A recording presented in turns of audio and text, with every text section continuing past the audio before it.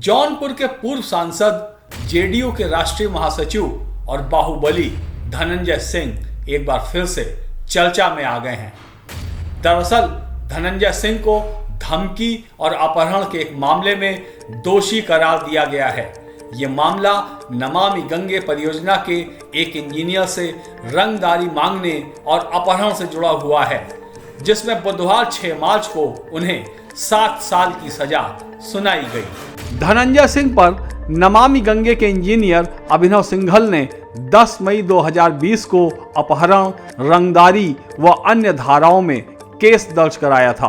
पीड़ित ने शिकायत में बताया कि उसे विक्रम नाम का एक शख्स अपहरण करके जौनपुर में पूर्व सांसद धनंजय सिंह के आवास पर ले गया।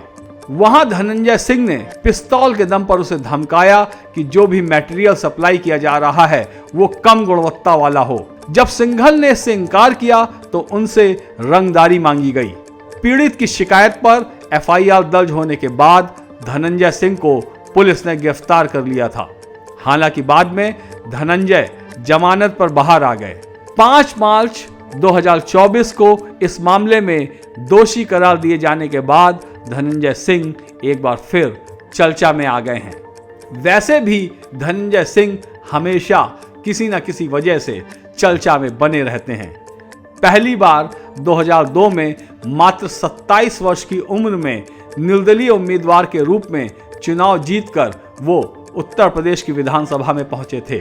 2007 में धनंजय सिंह जदयू के टिकट पर दोबारा विधायक बने। इसके बाद वो बहुजन समाज पार्टी में शामिल हो गए और 2009 में जौनपुर से चुनाव जीतकर लोकसभा पहुंचे। पहली बार धनंजय सिंह तब चर्चा में आए थे जब पुलिस द्वारा उनको एनकाउंटर में मारे जाने की खबरें आईं और 3 महीने बाद ही धनंजय ने कोर्ट में सरेंडर कर दिया।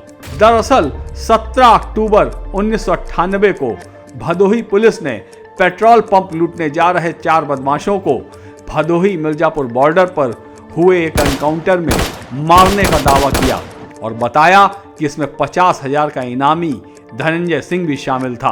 पहले तो पुलिस की बहुत वाहवाही हुई, लेकिन धनंजय सिंह के सरेंडर कर देने के बाद पुलिस की किरकिरी शुरू हो गई।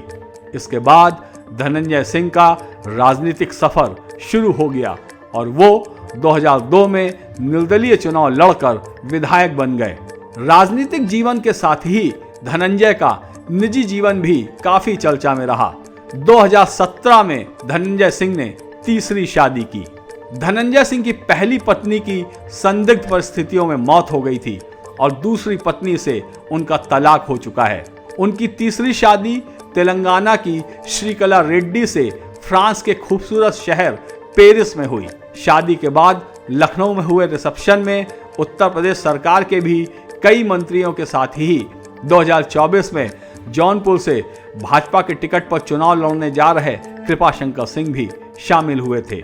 Shrikala Reddy Nippon battery group से ताल्लुक रखने वाले परिवार से आती हैं और उनके पिता जितेंद्र रेड्डी भी विधायक रह चुके हैं और श्रीकला की मां ललिता रेड्डी भी अपने गांव की सरपंच रह चुकी हैं।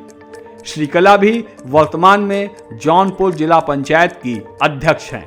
इलाके में चर्चा है कि जेडीयू नेता धनंजय सिंह 2024 का लोकसभा चुनाव लड़ने की तैयारी कर रहे थे।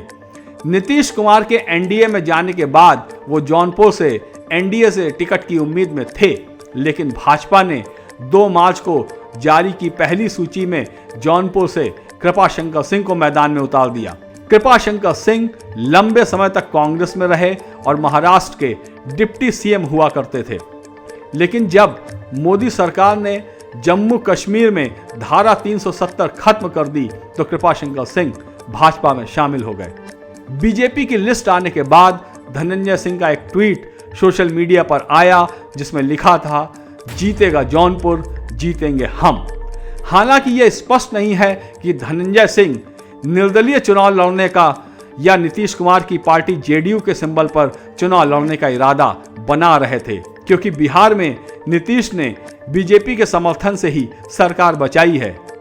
लेकिन अब सवाल ये उठता है कि क्या नीतीश धनंजय को जेडीयू से टिकट देंगे, और वो भी तब जब धनंजय सिंह को जेल भेजा जा चुका है और क्या वो सजा मिलने के बाद चुनाव लड़ पाएंगे। इससे पहले हाल ही में धनंजय सिंह का एक वीडियो भी वायरल हुआ था, जिसमें वो सपा अध्यक्ष और पूर्व मुख्यमंत्री अखिलेश यादव के साथ गर्मजोशी से मुलाकात करते देखे जा रहे हैं। ये वीडियो लखनऊ के इंदिरा गांधी प्रतिष्ठान का बताया जा रहा है, जहां सपा नेता राहुल सिंह की शादी में अखिलेश यादव और धनंजय सिंह दोनों ही पहुंचे थे। इससे इस चर्चा को बल मिला कि एनडीए से टिकट ना मिलने की स्थिति में धनंजय सिंह इंडिया गठबंधन के उम्मीदवार के रूप में जौनपुर से लोकसभा का चुनाव लड़ सकते हैं।